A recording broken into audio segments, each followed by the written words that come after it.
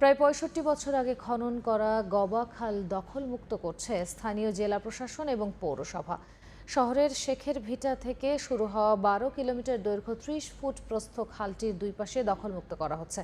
এ বিষয়ে বিস্তারিত জানাতে সেখানে আছেন রিপোর্টার জাহাঙ্গীর আলম। চলে যাচ্ছি তার কাছে।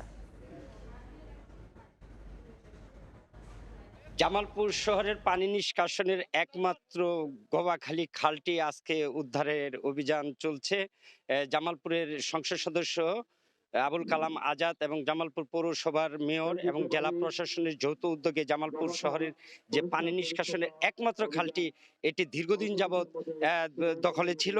এই দখল মুক্ত করার জন্য আজকে এই অভিযান শুরু হয়েছে। জামালপুর পৌরসভার ৩৫০ কর্মী এবং বিডি ক্লিনের ২০০ কর্মী এই অভিযানে তারা অংশগ্রহণ করছে।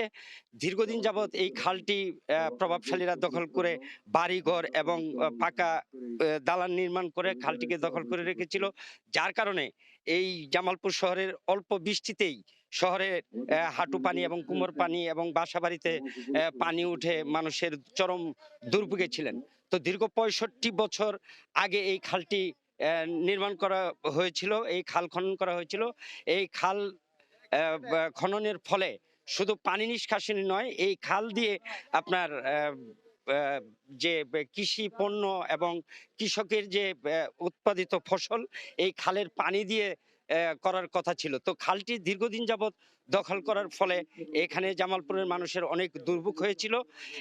আজকে এই জামালপুরের সংসদ সদস্য এবং জামালপুর পৌরসভার মেয়র এবং জেলা প্রশাসন, পুলিশ প্রশাসন তারা এসেছেন এই খালটি দখলমুক্ত করতে। এবং এই খাল দখলমুক্ত হলে পরে জামালপুর পৌর এলাকার ১২টি ওয়ার্ডের যে পানি যে দুর্ভোগ, এই দুর্ভোগ দুর্ভোগ থেকে এই পৌরবাসী মুক্ত হবেন বলে পৌরসভার মেয়র সানোয়ার হোসেন সানু আমাকে জানিয়েছেন। তারা যেটি আমাকে বলেছেন যে এই খাল উদ্ধারে তারা এই অভিযান আজ থেকে শুরু হয়েছে। যতদিন পর্যন্ত এই খাল উদ্ধার করা হবে না ততদিন পর্যন্ত এই অভিযান চলবে।